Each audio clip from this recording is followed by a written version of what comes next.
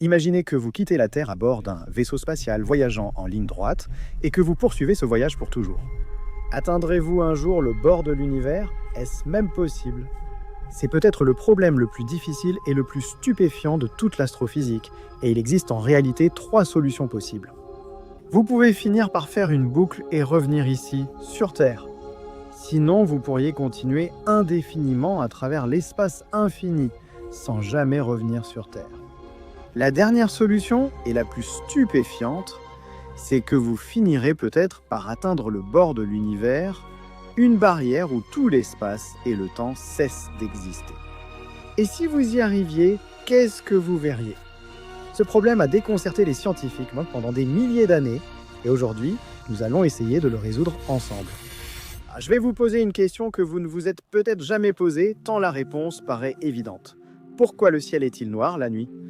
La réponse est simple, le soleil n'éclaire pas la Terre à votre emplacement. Vous voyez donc l'obscurité de l'espace parsemée d'étoiles, de planètes et de galaxies. Mais je veux dire à un niveau plus profond. Pourquoi l'espace est-il réellement sombre? Pensez-y comme ceci. Il est certain que tout le ciel nocturne n'est pas sombre, n'est-ce pas? Nous pouvons voir ces étoiles brillantes, très similaires à notre Soleil, briller faiblement tout autour du ciel, et l'espace est rempli de ces étoiles. Mais que se passerait-il si l'univers était infini et éternel? Si c'était le cas, vous devriez pouvoir regarder dans n'importe quelle direction et finir par trouver une étoile ou une galaxie. Cela rendrait notre ciel nocturne aussi lumineux que le Soleil, pas d'obscurité. Mais ce n'est pas ce que nous voyons. Cela signifie peut-être que l'univers n'est pas infini. Peut-être qu'il existe vraiment une distance à partir de laquelle les étoiles et les galaxies s'arrêtent tout simplement. La limite de l'univers? Eh bien, pas tout à fait. Cet argument est connu sous le nom de paradoxe d'Olbers, du nom de l'astronome allemand Heinrich Wilhelm Olbers. Alors, quelle est la solution? Pourquoi le ciel nocturne n'est-il pas lumineux? Pour y répondre, revenons au commencement. La meilleure façon d'aborder ce problème est d'abord d'essayer de déterminer si l'univers est infini ou fini. L'univers tel que nous le connaissons a commencé il y a 13,8 milliards d'années avec le Big Bang.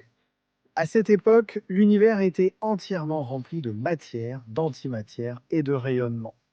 Il était extrêmement chaud, dense et en expansion rapide. Cette expansion s'est poursuivie pendant des milliards d'années, l'espace lui-même grandissant de plus en plus vite jusqu'à aujourd'hui. Lorsque les astronomes observent des galaxies lointaines, ils remarquent quelque chose d'étrange. Plus une galaxie est éloignée, plus elle semble s'éloigner rapidement de la Terre. Alors, que se passe-t-il si nous poussons cela à l'extrême? Et si nous regardions si loin dans l'univers que les galaxies s'éloignent de nous à une vitesse supérieure à celle de la lumière? À cette distance, la lumière émise par la galaxie se déplace trop lentement pour atteindre la Terre. La lumière émise aujourd'hui par tout ce qui se trouve au-delà de cette mystérieuse barrière ne nous atteindra jamais. Rien ne va plus vite que la lumière dans l'espace. Nous le savons, mais l'espace continue de s'étendre et d'agir à sa guise. Comme l'expansion de l'univers est uniforme, cela se produit à la même distance partout autour de nous. C'est ce qu'on appelle la sphère de Hubble. Et elle se trouve actuellement à 14,4 milliards d'années-lumière de nous dans toutes les directions. Et voici la partie incroyable. En raison de raisons complexes liées à l'énergie noire et au taux d'expansion de l'univers, la sphère de Hubble continue de s'étendre chaque jour et grandit ainsi depuis des milliards d'années. Cela signifie que si certaines galaxies en dehors de la sphère de Hubble ont émis de la lumière voyageant vers nous dans le passé, la taille de la sphère de Hubble finira par devenir suffisamment grande pour inclure cette lumière.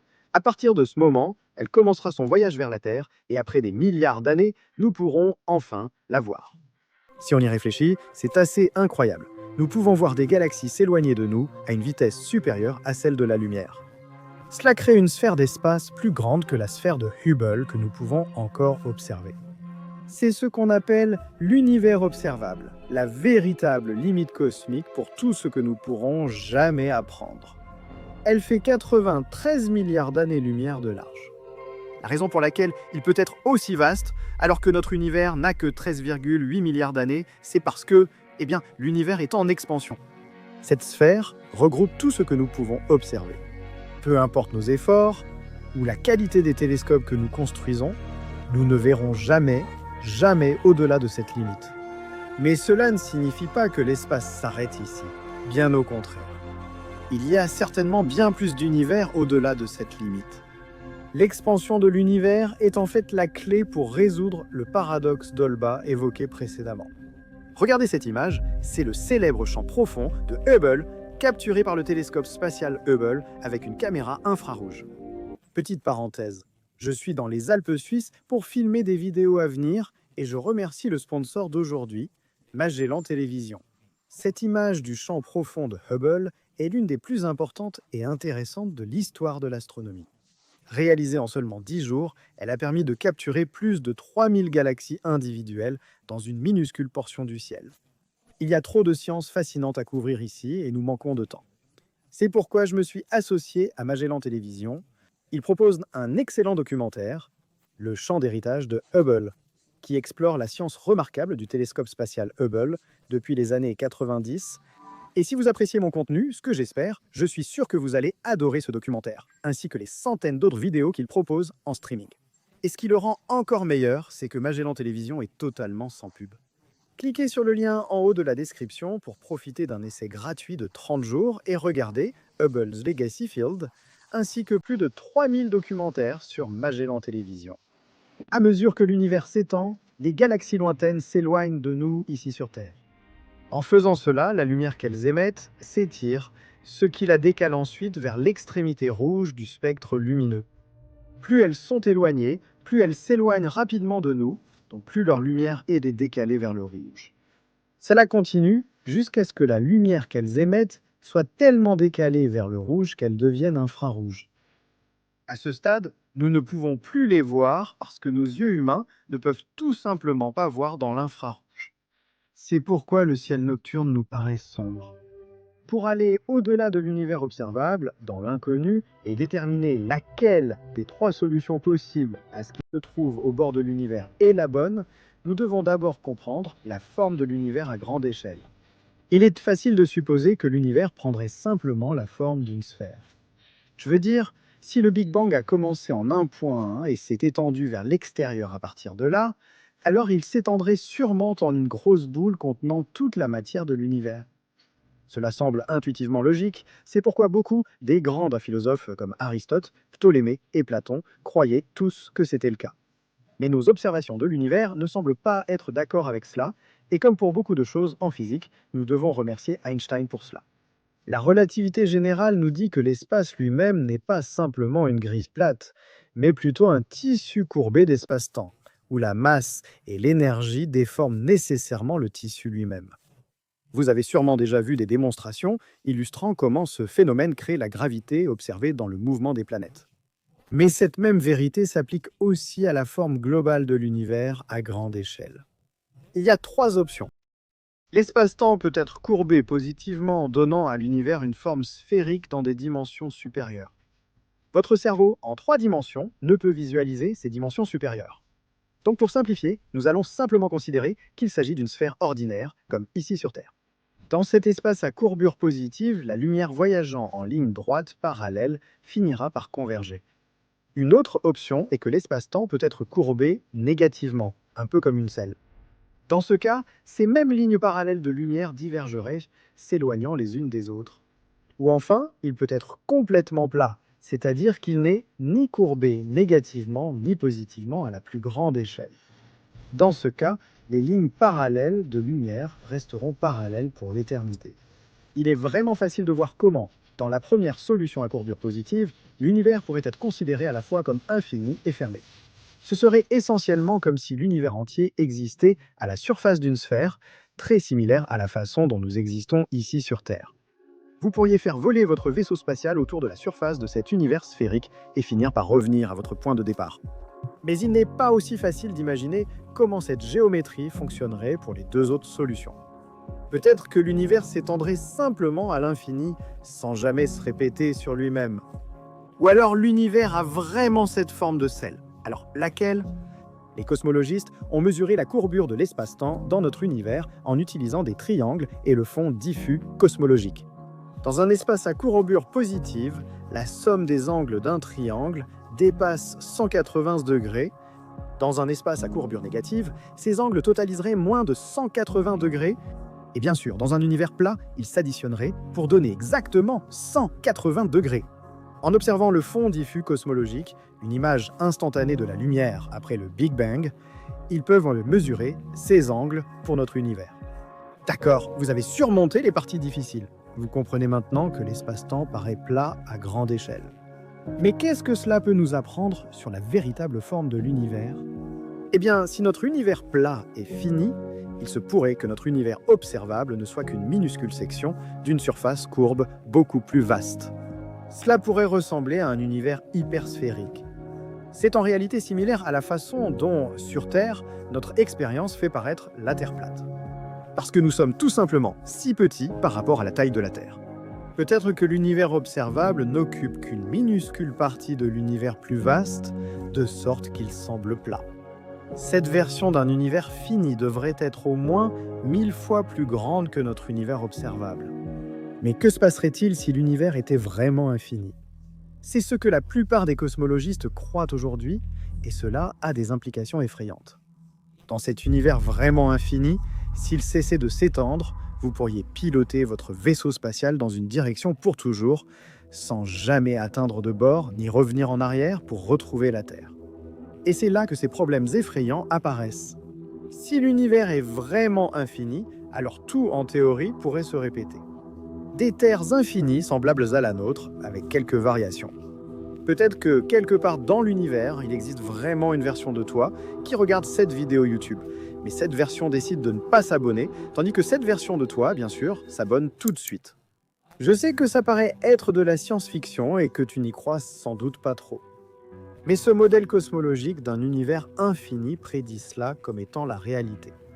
Cette copie exacte de toi, ainsi que toutes les autres variations auxquelles tu peux penser, devrait exister dans une galaxie située à 10 puissance 10 puissance 29 mètres de nous en ce moment. C'est 10 suivi de 100 milliards de trillions de zéros. C'est pratiquement l'infini, mais si l'univers est vraiment infini, tu pourrais théoriquement l'atteindre en supposant que l'expansion de l'univers s'arrête maintenant. Et si tu y réfléchis, vraiment réfléchis, ça a un certain sens. Je veux dire, tout ici sur Terre est composé d'une quantité finie de particules arrangées d'un nombre fini de façons. Donc, si nous avons un espace infini complètement rempli de galaxies comme la nôtre dans toutes les directions, les statistiques disent qu'il y aura des répétitions. Ces répétitions pourraient être n'importe quoi. Peut-être va qu'ailleurs, dans l'univers, une version existe où tu m'enseignes ce sujet via ta propre vidéo YouTube. Qui sait? Même s'il existe une infinité de versions de toi quelque part dans l'univers, nous ne les atteindrons jamais. Et ce n'est pas parce que nos vaisseaux spatiaux ne seront jamais assez rapides, mais plus précisément parce que les lois de la physique nous ont enfermés dans cette minuscule portion du vaste univers. Tu te souviens de la sphère de Hubble dont nous parlions tout à l'heure? Tout ce qui se trouve au-delà de cette frontière s'éloigne de nous à une vitesse supérieure à celle de la lumière. Cela signifie que même avec un vaisseau spatial proche de la vitesse de la lumière, nous ne pourrions jamais les rattraper. Aujourd'hui, 94% des galaxies visibles sont au-delà de cette limite. Ce qui signifie que, peu importe nos efforts, s'il y a des extraterrestres vivants dans ces galaxies, nous ne pourrons jamais les rencontrer. Et le nombre d'endroits que nous pouvons visiter dans notre univers ne va cesser de diminuer. Chaque seconde, 60 000 étoiles passent au-delà de cet horizon, devenant inaccessibles à l'humanité. Cela fait plus de 50 millions d'étoiles depuis le début de cette vidéo YouTube. Dans 100 milliards d'années, chaque galaxie sera trop éloignée de nous pour qu'on puisse jamais l'atteindre. Dans 2000 milliards d'années, toutes les galaxies seront si éloignées que nous ne pourrons plus les voir du tout. L'univers tel que nous le connaissons, toutes les magnifiques galaxies, nébuleuses, amas, tout cela disparaîtra lentement de notre vue, au-delà de l'horizon des événements, comme si tout entrait dans un trou noir. Peu importe à quel point nous parvenons à construire un télescope extraordinaire, nous le pointerons dans toutes les directions et nous trouverons toujours la même chose, le silence et l'obscurité pour le reste de l'éternité. Cela signifie que si des humains évoluaient sur une planète comme la Terre dans 2000 milliards d'années, ils n'auraient jamais découvert les galaxies. Pour eux, l'univers ne serait que leur propre galaxie. Ils n'auraient aucune connaissance du Big Bang, de la formation des galaxies, ils n'apprendraient jamais l'existence du fond diffus cosmologique et croiraient probablement que l'univers est simplement statique et éternel. Et ils n'auraient aucun moyen de découvrir quoi que ce soit de ce que nous savons aujourd'hui. Même si ce futur semble déprimant, il ne l'est pas vraiment. Je veux dire, la galaxie a largement assez d'espace pour que l'humanité puisse y prospérer. Nous ignorons toujours comment quitter notre système solaire pour visiter d'autres étoiles à 4 années-lumière, et encore moins à des milliards d'années-lumière. Quoi qu'il en soit, si vous êtes arrivé jusqu'ici, vous comprenez maintenant l'échelle, la taille et la forme réelle de l'univers mieux que n'importe quel astronome ou cosmologiste il y a seulement 100 ans. Vous devriez être fiers de vous. Vous pouvez maintenant aller dire à tous vos amis que nous vivons dans un univers infini, plat et sans bord. Probablement, mais ne vous mettez pas trop à l'aise.